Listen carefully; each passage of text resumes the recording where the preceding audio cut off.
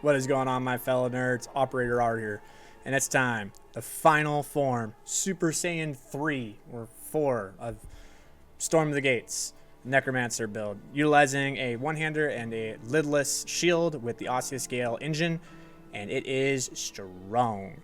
So in the previous video, we were talking about the patch coming out that was going to make some changes to how Barber was interacting with its damage. I didn't necessarily know how to read it, so whether or not it was going to make those changes. And it definitely made those changes. So we had a lot to talk about. Okay, we got to talk about the shielding storm aspect, the exposed flesh aspect, the torment aspect, the might aspect, lucky hit, temerity, using a wand over a scythe or a sword, and Barber timing for the Lilith kill, which is something that we found out, which is going to be really, really important. That'll make your Lilith kills a lot more consistent and easier. So without further ado, let's get started and talking about the new version 3.0 and basically the final form of this build.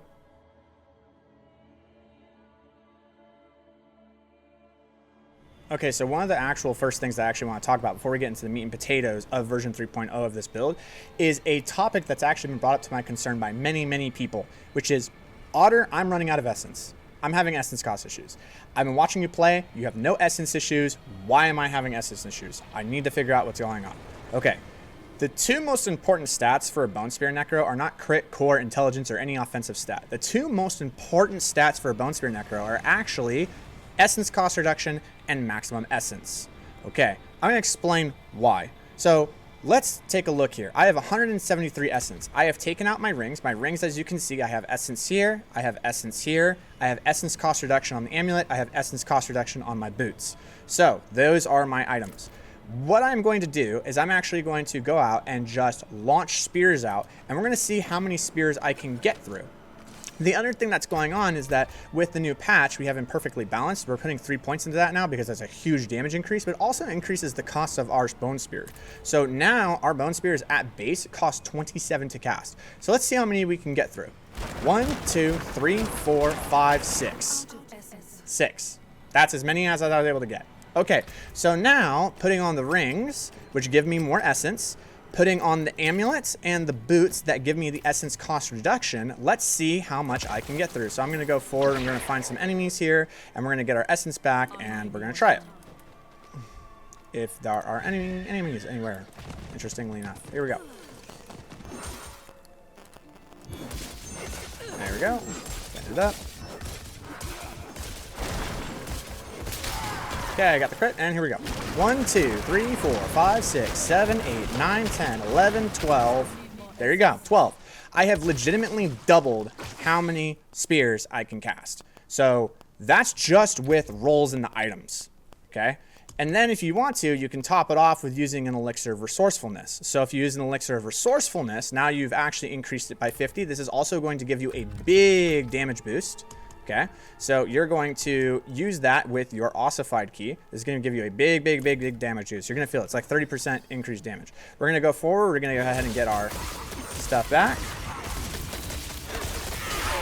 Cool. All right, and we're going to test. Here we go. 1, 2, 3, 4, 5, 6, 7, 8, 9, 10, 11, 12, 13, 14. 14 spears. So with the elixir and with the stats in your gear, you have increased how many bone spears you can cast before you're completely out of essence by 8. You've gone from 6 to 14. That's a big increase. Now, the other thing that we need to understand is actually how the build is gaining essence back. The two primary ways that it's doing it is that when Lidless Wall is producing these storms, your bone storms are going to synergize with Osseous Gale. What it's going to do is it's now going to consume corpses, and that's actually going to synergize with any consumed corpse effect, including Grin Harvest. So this is why when people are like, oh, I take points out of here and keep my damage high. No, you don't. You need to keep it high. This needs to be maxed out because this is actually how you're going to get all your essence back. Whenever you kill an enemy and it spawns like 3 or 4 corpses, your Bone Storm is going to consume all 4 or 6 of those corpses, and it's going to give you 24 to 40 essence back just based on that. And then you combine that within your Paragon, being very vigilant about having essence on kill right here. These 2 blue nodes and your rare node, that's going to give you 4 essence on kill. So when you combine everything that we just talked about, maximum essence, essence cost reduction, utilizing the Odysseus Gale with Grim Harvest, then you don't really have any issues. So I'm going to show that in Ullr's Cave right now. This is a T60, and I'm just going to walk in. We're going to go forward. I'm not going to use Sarats, because Sarats has so many enemies that people can think, well, your essence on kill is just giving it all back. Okay, then I'll just walk into something that doesn't have as much density, and we'll just do the same thing and see if I have any essence issues. All right. So let's go ahead and deplete my essence a little bit. And let's go forward. Let's see what happens.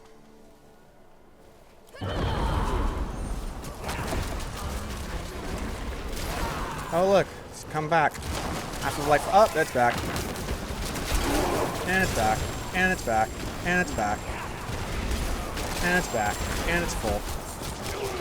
And it's full. You know what? Let's do this. Let's just. Oh, no. It's full there. Let's. I can't even, like, keep it low. Let's go forward. Let's go ahead and keep going. And it's full. I kill, like, 3 enemies, and it's full. And it's full. And it's full.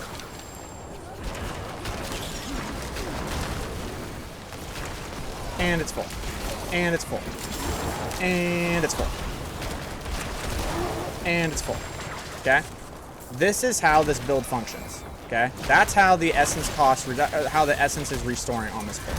So I hope that helps out. I know this was like a really big tangent, but I want to include it in the video just simply because of how many people have been reaching out to me about this, and I want to make it very clear how the build is functioning with this essence resource management. Okay, let's get into the actual guide now. Thank you.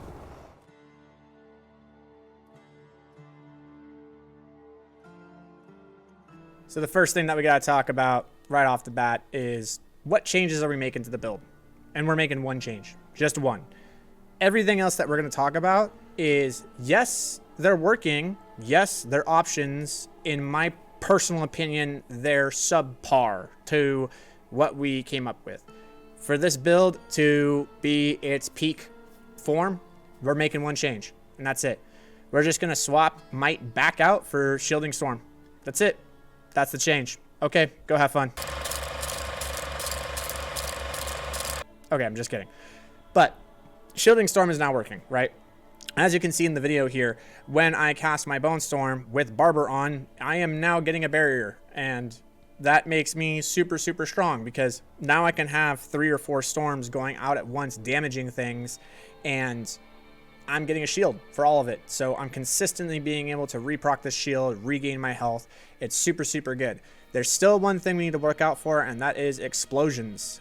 We were running different things. We'll talk about it in the future as to like why we want to try different things out, but we still need to work out for explosions. So melees and stuff like that are no longer a threat to you. The fire enchanted things are no longer a threat to you, but the actual explosion of fire enchanted, the explosion of the arachnid horrors, stuff like that, any type of explosion effect is still a threat to you, and so just make sure to look out for that. But everything else you can just run through. Like melee attacks and everything don't do anything to you anymore.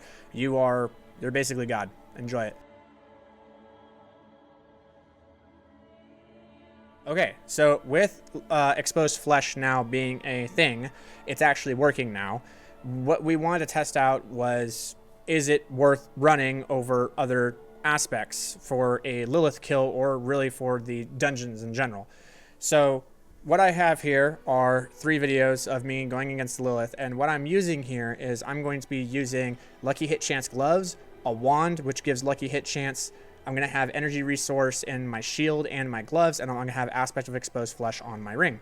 Now, through these 3 videos that you're seeing, I'm only getting like 2 or 3 procs over the 3 videos. And the thing about this is that sometimes exposed flesh actually works. It gives me like 4 or 5 procs. And then more often than not, it only gives me 1 proc.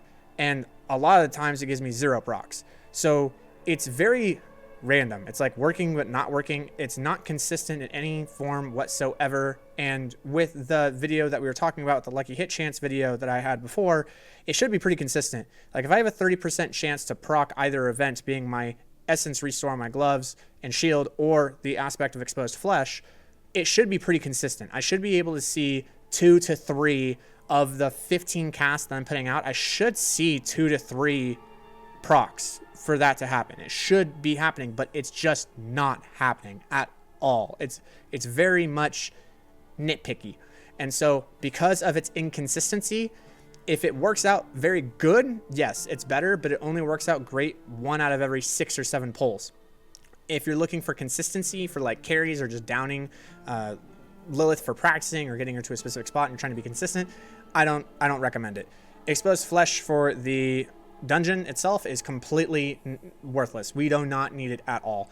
The Osseous Gale with our Bone Storm consuming the corpses and giving us our essence back through Grim Harvest and our essence on kill is way more than enough to keep our essence completely full through the entire dungeon. It is absolutely unnecessary. We do not need to run exposed flesh at all. It is seriously overkill, and it's much more worth it to run an offensive aspect that's actually going to give us some type of power or attack damage in that spot. So that's basically how that's working. As far as the lucky hit is concerned with the build, our build isn't functioning off of lucky hit anymore. We do not really function off lucky hit. Yes, we do have the Decrepify with lucky hit, and we do have our shielding storm from the lidless that is lucky hit, but because we are running our rapid ossification and because we have the lidless at such a high chance of the lucky hit to spawn, we do not necessarily need lucky hit in order for this build to function, nor is higher lucky hit going to make it function so much better that you're really going to notice a difference. And so because of that, running lucky hit in the build isn't really a thing. We do not really need it. So we're still going to be running our attack speed and our crit damage on our gloves, and we're not going to be running exposed flesh. We're really going to be more aiming towards the offensive aspect side of really getting stuff done with that. So enjoy. Okay, so the next thing that we want to talk about is the aspect of Torment. They buffed it from 30% to 170%. What does that mean? It means that we're basically generating about, give or take, about 9 essence per second now. If give or take, it's like 8 to 9 essence per second now, which is very strong on other Necromancer builds, but for this build, it's just not the play. It's not working out very well in really any scenario because our essence regeneration in the dungeons is already very, very high. It's already very, very good. So we don't really need more essence regeneration. And when we were going in into Lilith, the way I tested it is, as you can see in the video here, this is without using Torment, and I get 14 or 13 bone spears with it, and then with Torment I get 1 extra spear. So throughout an entire damage cycle that I can with the maximum amount of bone spears, I get 1 extra bone spear from using Torment, which is not a big damage increase. That's like a 7% damage increase, but over a period of time because it takes longer to output that damage by me casting an extra spear. It doesn't actually buff my damage, and it doesn't increase the rate at which I'm dealing that damage. It just says I have an extra spear. And when we're facing Lilith, we actually want to deal a lot of damage in a short period of time. So elongating the damage doesn't necessarily mean that we're actually going to have net out better results. So I'm not a big fan of aspect of Torment. It didn't seem really all that great to me. I'm sure it's fantastic on other builds. I've been reading some Reddit stuff and some other builds online right now where Torment is actually very, very good on other builds. For this specific build, it's just not too hot, and I'm not liking it all that much. You can run it. I'm not saying you can't, but for me personally, it just didn't feel like it was really netting me out enough to justify wearing it.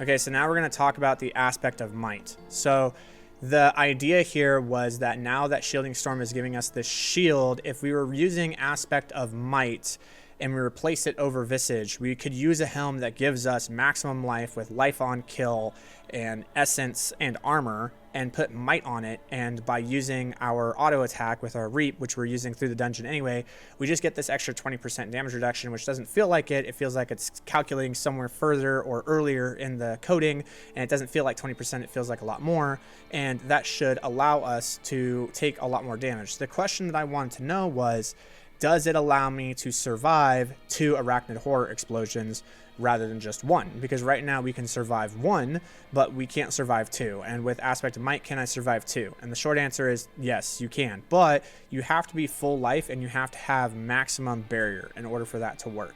So you have to have your barrier at max and your life at max with your might applied in order to survive 2 arachnid horror explosions. Everything else is still killing you in 1 hit. The fiery brands, that is still killing you in 1 hit. and the poison is still dealing pretty decent damage to you. It's not really that big of a damage reducer in that aspect. And so it's basically asking, okay, well, how many times does that happen? So I put myself into a pretty gnarly situation where I was limit testing it, and over the 5 instances that I had 2 arachnid horrors explode, I only have might save me 1 time. And that was because my barrier was full and my life was full. In the other instances, there were other pieces of damage that were going off that actually reduced my barrier down to about 50 to 60%, and it wasn't quite high enough for might to save me. And so in order for might to really be worth it, you're going to have to run rubies in your gear, or you're going to have to run more life in your build. And that means you're sacrificing defensive aspects other places where, like, now the poison is going to deal a lot more damage to you, and you don't want that because damage is a lot more prevalent in that than getting hit by the arachnid horrors. So might just wasn't feeling all that great. And then we were talking about the damage. So, you know, taking off Visage, how much damage we were losing. Well, we're losing a little bit of essence, not much. You can actually get the same amount of essence, but my helm had like 3 less essence. And then we're losing crit and we're losing physical damage, which is an additive value. So it shouldn't be that crazy, right? Look, I don't know exactly how Visage is working, but Visage really does give a huge damage boost to necromancers. I'm not sure if the legendary effect is really playing out, if it's scaling correctly now. I'm not really sure, but I just know that Visage really, really pumps out a lot more damage, like 15 to 20% more damage. You can really, really feel the difference when you're running Visage. And because of that, I feel that being able to run through the dungeon with more smootherity in that, and just making sure that you're not getting hit by 2 of the arachnid explosions, just pay attention to your positioning a little bit better, means that it's just better than running might for me personally. I think you can absolutely make it work. I think there is a world where you can run might in a helm and you can really enjoy it. For me, I don't really like it. I really like the fact of having that Visage and just really shredding through everything like a lawnmower, but that's my personal preference. You can play as you play, but I'm just letting you know what my findings were with using might and the pros and cons and trade-offs of using it accordingly.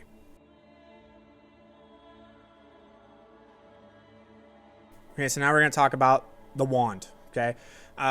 Using a wand with this build, we have a lot of attack speed in this build, and using a wand increases our attack speed, so it's going to feel a lot better, right? We have to kind of think into ourselves as like, what is a wand actually giving us? And if we ran the exact same stats and everything on a wand versus a scythe, the only thing that a wand is giving us is a faster attack speed. We have a lower amount of base damage, and we no longer have life on kill, but we have lucky hit chance, and we have attack speed. The thing is that our build isn't lucky hit chance dependent anymore. We don't need lucky hit chance. So because we're not running an aspect of exposed flesh, and the energy resource that we're getting from gloves isn't necessary, the hewed flesh and everything else is already doing its job. We're already getting enough procs from the Decrepify curse. So running a wand is just like super, super overkill on trying to do that. And yes, we can cast more spears, which allows us to go through our essence faster so that our rapid ossification can actually proc more often, but we're also doing a lot less damage. And because of this, we usually have to cast 1 or 2 extra spears in order to kill something. Now, 1 or 2 extra spears isn't really a big deal if we actually had more defense. So there was an argument like, well, if we ran a wand with might in our helm, would that be really good? Well, we tried that, and no, it's not. Like I said, might isn't really like saving you from a lot of damage. It doesn't really do that much different than just the regular Visage. You will feel a difference, but it's not really that big of a difference. And running the wand means that you're having to stay in combat a lot longer. There's a lot of things that are exploding. There's a lot of affixes that are going out, which means you're just putting yourself into a bad position and having to dodge a lot more things more often. And I'm not really feeling it. I'm not really feeling the wand. I'm not a big fan of it. The loss of life on kill is another thing that you're absolutely going to feel. You can run life on kill in your helm with the might and the wand, and like that might be good. But when I was running it, it just, the lack of base damage just to attack a little bit faster when I already have as much attack speed as I did, just didn't, it wasn't feeling it. I just wasn't feeling it. And so I don't necessarily like it. My wand is really strong too. Here's my wand, and it just wasn't really doing much. I wasn't really feeling it. So that's my personal opinion. The scythe was netting me out a lot more damage, and the life on kill from the scythe was allowing me to use Visage, which gave me even more damage. And so higher base damage with the life on kill and using Visage to have even more damage really allowed myself to just become a lawnmower and mow everything down over the wand with a might helm, or even visage, which was even worse. It just didn't really feel like it was worth it. But I just wanted to explain to you my experiences testing it. I did try it out. It just doesn't feel really all that good. You can run it if you want. You're more than welcome to. But for me personally, the Scythe is still the king when you're running it in dungeons with visage. That's my personal opinion.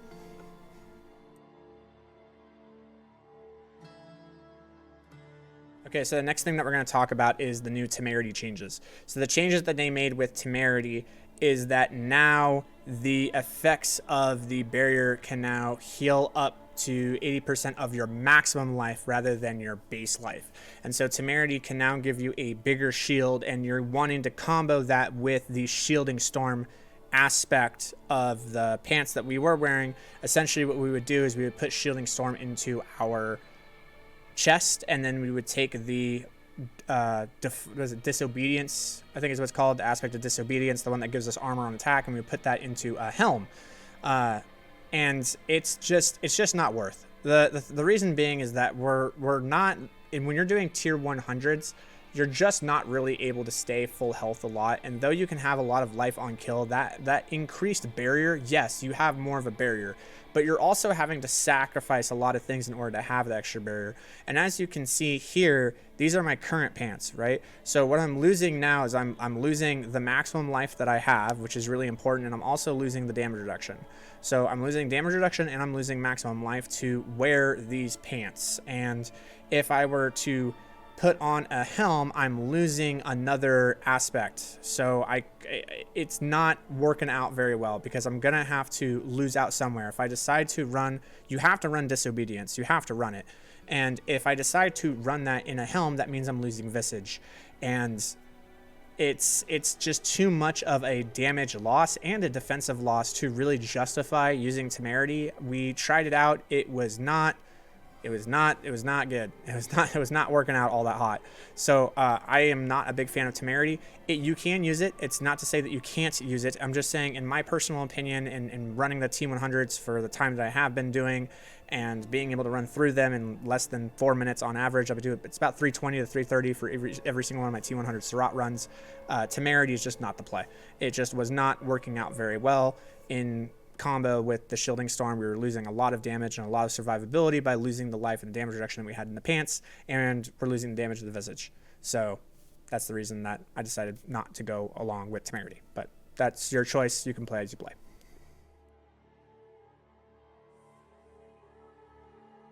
Okay, so what we're going to talk about here is Flesh Eater, and basically the fact that after you use your corpses, the thought process is that when Flesh Eater is up, if you continue to consume corpses, it will actually give you the stacks, but it won't. So if I consume 5 corpses, 1, 2, 3, 4, 5, you can see my Flesh Eater's up. Let's consume 3 while Flesh Eater is up.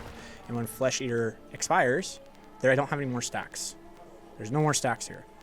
So when we're running the Sacrilegious Heart, which is here, when we're running Sacrilegious, the thought process that people are thinking is that as my Flesh Eater goes up and it's consuming the corpses, as soon as Flesh Eater's up and it's done, my Flesh Eater will pop right back up. That's not what's happening, because as you can see, 1, 2, 3, 4, 5. If I consume these next 2 corpses while it's up, 1, 2, I have no stacks. There's no stacks.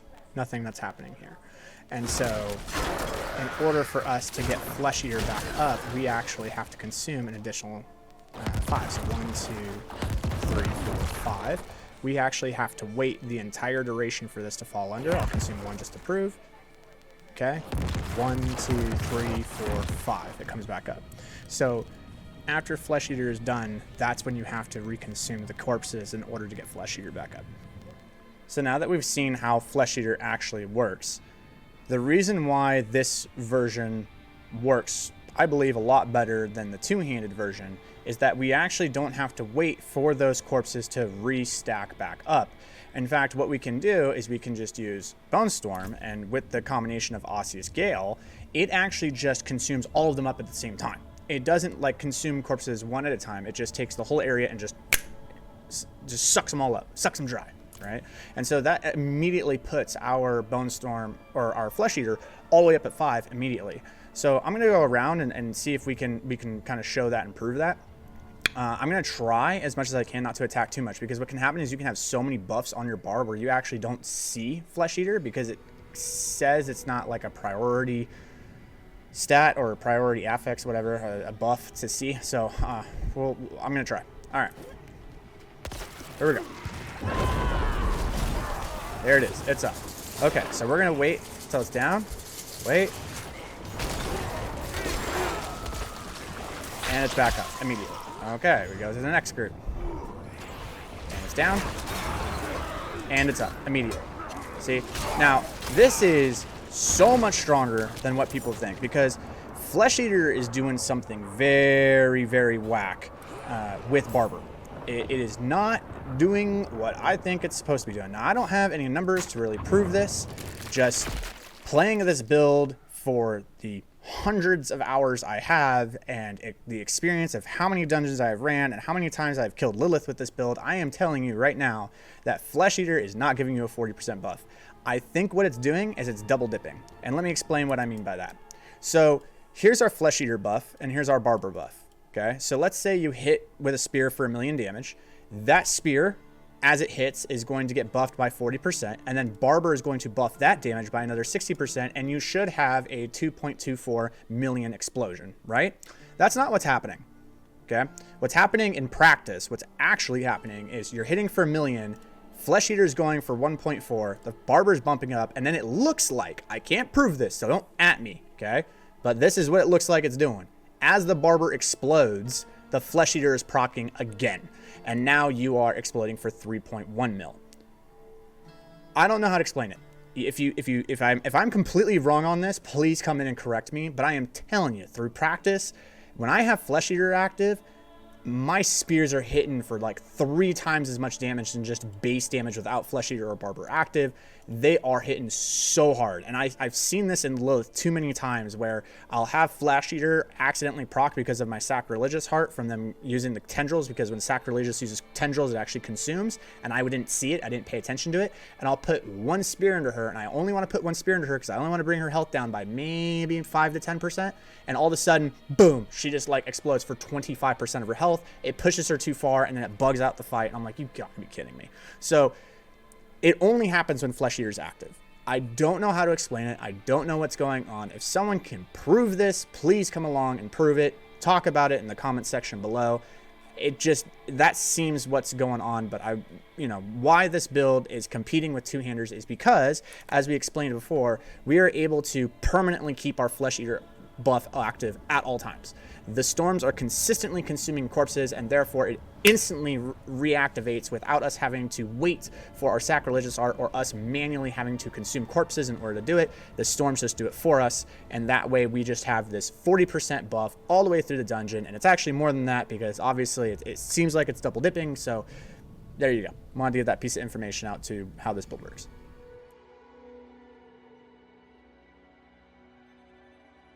Okay, last but not least, the Barber timing on Lilith. So when we were talking in version 2, we were saying that like inner calm and the barrier damage aspect and accelerating, for whatever reason, you should be pushing her to a specific point before she spawns those fire things, right? That's what we were talking about. And I found out something very, very interesting about this. So very, very interesting. So the way that the game is coding Lilith to actually spawn those isn't based on the intrinsic damage that she has stored in her before Barber goes off. Yes, there is damage stored, but it's stored on like the outside of Lilith. So you have dealt damage, and the game has coded that you have dealt damage, but you have not dealt damage to Lilith. You've just dealt damage. And so what that means is that if Lilith is alive long enough to, when she's above that quarter bar, before she flies off, that means she's going to spawn her fire spawning things, and they're going to come after you and you're going to die. So when I was testing this, we were testing I didn't want to replace the aspect of the accelerating aspect in my 3.9 second Barber with my 4-second Barber. I could play around with different aspects because that was basically my backup ring, and it had 4-second Barber on it. And so that's what we were testing inner calm and barrier and accelerating on, and it was working out a little bit better. But what I came to find out was it wasn't actually the accelerating aspect, because I wasn't running accelerating aspect on my 4-second Barber. I was running accelerating aspect on my 3.9-second Barber because it already had accelerating aspect on it. And so this thought kind of came to my head, which is, okay, wait a minute. What if the Barber timing, because it's lower, is actually dealing damage to her in that short period of time before she actually spawns those? What if the Barber being 4 seconds is actually too long, and because she's alive for longer than 3 or 4 seconds essentially before she receives damage, that's why she's spawning things? What if we shortened the timer of the Barber down so that it dealt damage to her faster, because we can deal like 75% of her HP with just a 3.5-second Barber? We don't need a 4-second Barber to do that. So what if we did that? And so these are the results. So as you can see in this video, I'm wearing Inner Calm and I'm going against her in phase 2. This is a 3.6-second Barber, and poof, boom, she just explodes. She's done. I completely one-phased her. She is dead as a doornail, and it does not spawn those fire thingies. So that's really the trick with Lilith, is it's actually not necessarily an aspect selection. It's actually a Barber timing. In order to actually go against Lilith in the most efficient way possible as a Bone Spear Necro, you actually don't want a 4-second Barber. You actually want a 3.6 or 3.5-second Barber. Like 3.6 or lower second Barber is really what you want, because when I was doing the 3.9, half the time I was getting her stuff to spawn, half the time I wasn't. When I was running 3.6, I had one instance where I did have the stuff spawn, but every other time it did not spawn. So I'm going to say that with very strong confidence, I would say 3.5 second or lower on the Barber is going to allow you to deal enough damage to her for that quarter health so that she does not spawn her fire thingies, and you can just boom, deal damage to her right from there, and then you can deal damage in each of her corners to prevent her from ever going to the middle and spawning them in the first place. So that was a very interesting find that we found out, and I think that's a very powerful thing to be informed with. So when you're going against Lilith, make sure that you're actually not running a 4-second Barber. Go for a 3.5 or lower. If you have a 3.6, that's okay, you can get away with it, but 3.5 would definitely be the way to go. Okay, so that's really it. That's all the things that we tested, all the things that we went across with version 3.0. Basically a whole mechanics thing, all the reasons, like we tested everything, and these are the reasons why we didn't want to go with them. So the two things to really grab from this video and the changes that you're going to be making to your build really is you're just going to swap out Might with Shielding Storm, and you're just going to blow through everything and you're going to feel like a god. And then for Lilith, just make sure that your Barber is 3.5 seconds or lower. If you have 3.6, that's okay, you can get away with it, but 3.5 is definitely, I feel, the most consistent mark that you can have. And that's really it. That's the only differences that are really coming from 3.0, and it's working great. I can't complain. I really enjoy it. So go out, have fun, do your thing, take over the world, feel like a god, enjoy your OP-ness. I love the change that they made here. It's not a competitive game, so the fact that they actually allowed this to go through allows us to actually have a sense of really strong OP-ness. It's not competitive, it's not a team game, so let's have some fun. Let's do the things. Let's slay some demons, have some fun in Sanctuary, and do the things. Thank you for all your support. Thank you for coming out and watching my video. I really appreciate it. If you like the video, make sure to like, comment, subscribe. Let me know your thoughts. For now, I'm just going to let you go. I've already showed the T100. T100s are just a lot smoother now. They're just, you just don't die. So just do your thing. You've already seen basically what this build does with the T100. It's just a lot more tanky now, and you can just go through it super fast. You saw the Lilith kill. There's nothing really different. The strategy is still the same. You're still doing the same timings and how you're doing that with the Lilith kill. So just study how I did that Lilith kill originally. You're still doing the exact same thing. You just replace accelerating aspect with Inner Calm, and that's it. Other than that, have yourselves a wonderful day. OperatorOtter out.